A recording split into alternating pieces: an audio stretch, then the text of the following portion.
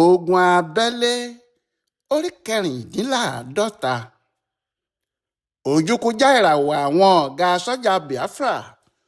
Ó Foyinbo sọ fún wọn pé wọ́n Disigireesi òun. Emeka Ojukwu, ọ̀gágun àgbà àwọn Biafra, olórí ìjọba orílẹ̀-èdè àwọn Ìgbò yìí kàn ń lérí lásán ni. Òun náà mọ̀ pé ológbò tó ní òun yóò pa àgùntàn jẹ ni gbogbo ilé ni yóò jí sílẹ̀, nítorí kinní náà kò ní rọrùn rárá ni. Àwọn ọmọ ogun Nàìjíríà ti jókòó sí Obilagu, wọ́n sì ti dínà mọ́ àwọn ọmọ ogun Biafra tó wà nítòsí ibẹ̀. Kò sí bí àwọn yẹn yóò ti jáde. Kì í ṣe pé wọn kò lè jáde nìkan kọ́, wọn kò lè jagun pàápàá, nítorí kò sọ́ta ìbọn lọ́wọ́ wọn. Báwọn ọmọ ogun tó wà níbòmíì bá sì ní kí wọ́n lọ kó ọta àti ẹ̀tù ìbọn wọn níbi tí wọ́n wà, odidi ọjọ́ kan gbáko ni wọn yóò fi fẹsẹ̀ rìn dé ọ̀dọ̀ wọn.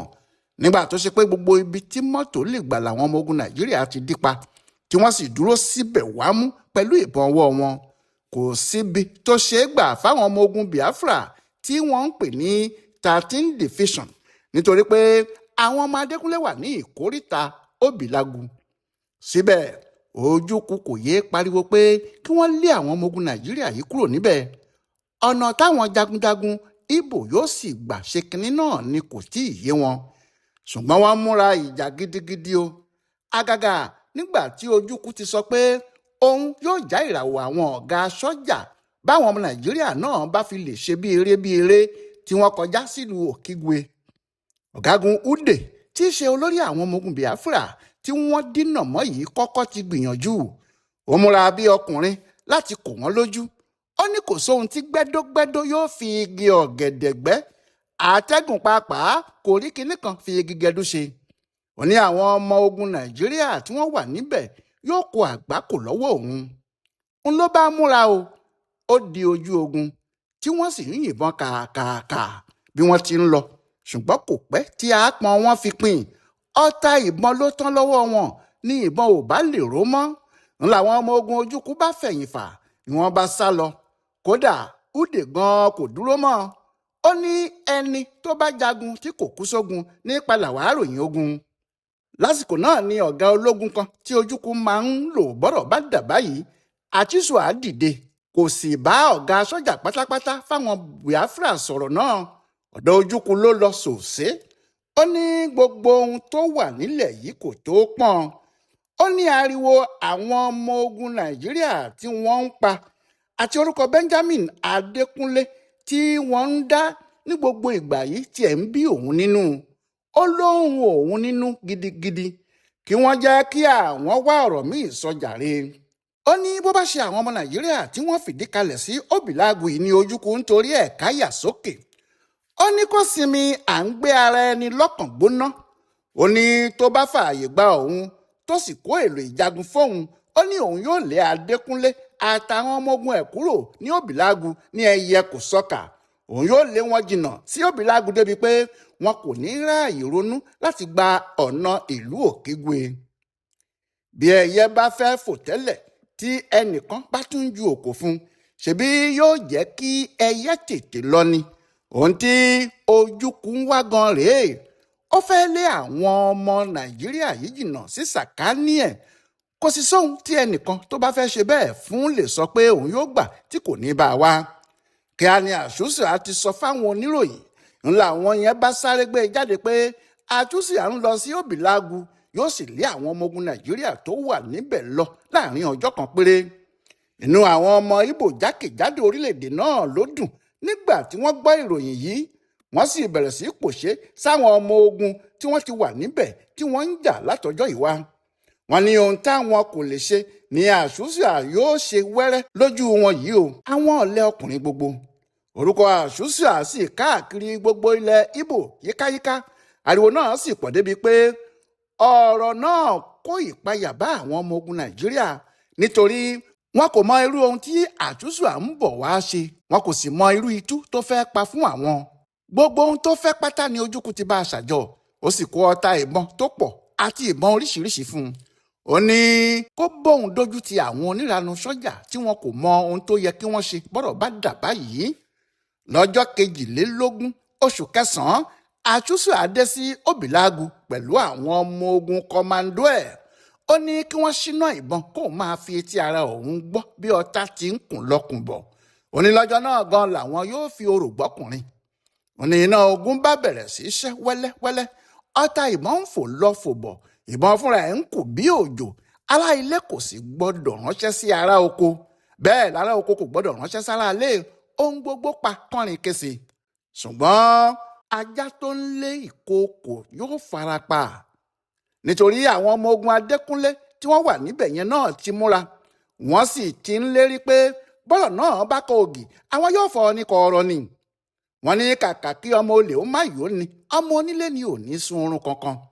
Àwọn náà dojú ìbọn wọn kọ àwọn ọmọ Biafra. Wọ́n sì ń wá àtúnṣe àpapà láti mú. Wọ́n ní bí àwọn bá ti lè rí àtúnṣe àyí mú, àwọn yóò fi hàn pé kékeré kọ́ ni erin fi ju màálù lọ, nítorí ní gbangba ń bẹ̀ ni àwọn yóò ti fi bọ̀gún lójú ogun. Níwọ̀n ìgbà tó sì ṣe pé ọta ìbọn tí wọn kì í tán nígbà kan, wọ́n ń lò ó bí wọ́n ti fẹ́ ni. Bí wọ́n ti ń lo ìbọn ni wọ́n ń lo machine gun, bẹ́ẹ̀ ni wọ́n ń lo àwọn mọ́tò àfìbọn jagun. Ojú ogun gbóná lóòótọ́ ni, nítorí àwọn ọmọ Biafra yìí ń fẹ́ lé àwọn ọmọ ogun Nàìjíríà. Bẹ́ẹ̀ làwọn ọmọ ogun Nàìjíríà yìí takú pé àwọn ò ní í lọ. Ọ̀rọ̀ náà sì di ẹni bá yára lògùn gbé, ẹni bá kọ́kọ́ rí ẹnìkan ni yóò pa ẹnìkan. Èrè làwọn ọmọ ogun Ojukwu kọ́kọ́ pe ọ̀rọ̀ náà, ṣùgbọ́n nígbà tí wọ́n ja ìjà náà láti àárọ̀ ṣúlẹ̀, àwọn náà rí i pé kékeré kọ́ ni èké ra mọ́. Ọ̀rọ̀ náà sì di ìbẹ̀rùbojo sí àtúnṣe àlọ́rùn. Ó mọ̀ pé bí kinní náà bá ṣe báyìí dàrú pẹ̀lú gbogbo ìlérí tí òun ti lé, ìtìjú ńlá ni yóò jẹ́ fóun. Ojukwu kò sì ní foríjì òun láéláé. Nítorí bẹ́ẹ̀ ló ṣe múra kankan. Ó múra sí kinní ọ̀hún gan-an ni. Ọ̀rọ̀ náà sì le nínú igbó Biafra. Wọ́n ja ogun náà ní ọjọ́ kìíní, wọ́n sì jà á títí dé ọjọ́ kejì ni. Kò jẹ́ kí wọ́n sinmi rárá. Kàkà bẹ́ẹ̀ ó kàn tún fi àwọn ọmọ ogun míì rọ́pò àwọn tí wọ́n ti wà níwájú ni. Ó ní káwọn tí wọ́n ń jagun níwájú tẹ́lẹ̀ bọ́ sẹ́yìn, káwọn tí wọ́n wà lẹ́yìn tẹ́lẹ̀ bọ́ síwájú pẹ̀lú agbára àkọ́tún. Ó ní kí iná ìbọn máa jó lọ. Ṣùgbọ́n àwọn ọmọ ogun Nàìjíríà tí Adékúnlé fi ránṣẹ́ sí òbílágu yìí kò kéré. Àwọn kan tilẹ̀ wà nínú wọn tó jẹ́ Ibrahim Babangida ni Adékúnlé fi ṣe olórí wọn. Àwọn náà ń jagun lọ ní kòṣẹkòṣẹ. Bí wọ́n ti ń jagun náà lọ rèé, nígbà tí yóò sì fi di ọjọ́ kẹta, nǹkan ti ń dàrú pátápátá mọ́ àtúnṣe àlọ́wọ́. Àwọn ọmọ ogun Biafra bẹ̀rẹ̀ sí í sá sẹ́yìn, wọ́n ń sá díẹ̀díẹ̀ sẹ́yìn. Nígbà tó sì di ẹ̀kan náà, bìrí ni wọ́n yójú padà, wọ́n bẹ̀rẹ̀ sí í sá lọ. Bó bá ṣe pé àwọn ọmọ ogun Adékúnlé tẹ̀lé wọn ni, àsìkò tí wọn ò bá rí àtúnṣe àpapà mú nìyẹn. Ṣùgbọ́n ó ti rẹ kálukú. Nígbà táwọn ọmọ ogun Biafra sì jàjà sá lọ báyìí, kò sí ọmọ ogun Nàìjíríà kan tó fẹ́ lé wọn. Ohun burúkú digbó ni wọ́n fọ̀rọ̀ náà ṣe. Wọn kò sì lé wọn rárá. Táwọn náà fi padà sáàyè wọn tí wọ́n lọ jókòó. Wọ́n jókòó láti sinmi. Inú wọn sì dùn pé àwọn ọmọ ogun àṣùṣà kò rí àwọn lé kúrò ní òbílágu. Àṣùṣà náà kò lè dúró. Ó káwọn ọmọ ogun ẹ̀, wọ́n sì fi ìtìjú àti ìpayín keke padà sí Umuahia lọ́dọ̀ Ojukwu. Inú bí Ojukwu, ó fi ìbínú sọ̀rọ̀ sí àṣùṣà. Ó ní nígbà tó mọ̀ pé òun kò mọ ohun tóun ń sọ, kí ló ń sọ fún? Kí ló ń ṣèlérí ohun tí kò lè ṣe fún? Tó tún wá ń pariwo irú ọ̀rọ̀ bẹ́ẹ̀ káàkiri ọ̀dọ̀ àwọn oníròyìn, táwọn yẹn sì ń bá a gbé e jáde. Àtọmọdé àtàgbà ọmọ Ìgbò pàápàá ní inú wọn kò dùn sí ohun tó ṣẹlẹ̀ sí àṣùṣà yìí. Inú wọn kò dùn rárá ni. Ohun tí wọ́n sì ń wí ni pé ó kàn gbé ẹ̀mí àwọn sókè lásán for nothing ni. Látọjọ́ náà ni ọkùnrin náà ti bẹ̀rẹ̀ sí tẹ́ o. Àwọn èèyàn kò sì ń fẹ́ gbọ́ orúkọ ẹ̀ rẹpẹtẹ mọ́. Bẹ́ẹ̀ ẹnìkan tó ti gbádùn ìfẹ́ àwọn ará àdúgbò náà ni. Bí òun ti kúrò yìí ló tún fi gbogbo wàhálà náà sílẹ̀ fún Ude. Ude ló sì tún bẹ̀rẹ̀ sí ṣa àwọn ọmọ ogun jọ láti yanjú ohun tó wà nílẹ̀. Bí wọn yóò ti ṣe gan-an kò sì tí ì yé òun alára. Níbi tí Ude àtàwọn ọmọ ogun Biafra tó kù ti ń múra pé kí àwọn lo aeroplane ajagun láti lé àwọn ọmọ ogun Nàìjíríà kúrò ní òbílágu kí wọ́n má lè dé Òkigwe. Bẹ́ẹ̀ ni ìròyìn pàjáwìrì míì dé pé àwọn ọmọ ogun Adékúnlé tí wọ́n wà ní Mbala ti ń jà o. Wọ́n ti bẹ̀rẹ̀ ìjà burúkú lọ́hùn-ún. Wọ́n sì ti gba gbogbo àwọn abúlé tó wà nítòsí Ngodo. wọ́n lé àwọn ọmọ ogun Biafra ibẹ̀ lọ. Àwọn ọmọ ogun Ìgbò tó wà níbẹ̀ náà sáré, wọn kò lè dúró kojú iná náà. Wọ́n ń wá ibi tí wọn yóò fara pamọ́ sí ni. Níbẹ̀ ni wọ́n bẹ̀rẹ̀ sí í sáré. Wọ́n sá eré burúkú títí tí wọ́n fi dé ìlú Okigwe. Níbẹ̀ ni wọ́n tó lè dúró sí, ìyẹn àwọn ọmọ Biafra, tí wọ́n sì kó gbogbo àwọn ọmọ ogun tó kù lágbègbè náà jọ sílùú náà. Wọ́n ní níwọ̀n ìgbà tó ti jẹ́ Okigwe yìí ni àwọn ọmọ ogun Adékúnlé ń bọ̀ káwọn dènà dè wọ́n kí wọ́n má lè ríbi gbà kọjá lọ. Kì í ṣe pé àwọn ọmọ ogun Biafra yìí náà dúró, wọn kò káwọ́ bọ̀tán rárá. Inú ń bí àwọn náà gidigidi ni. Kíá ni wọ́n ti tún kó ara wọn jọ, wọ́n sì wà ní Lẹ́kwèsì àti Ọ̀gbábú.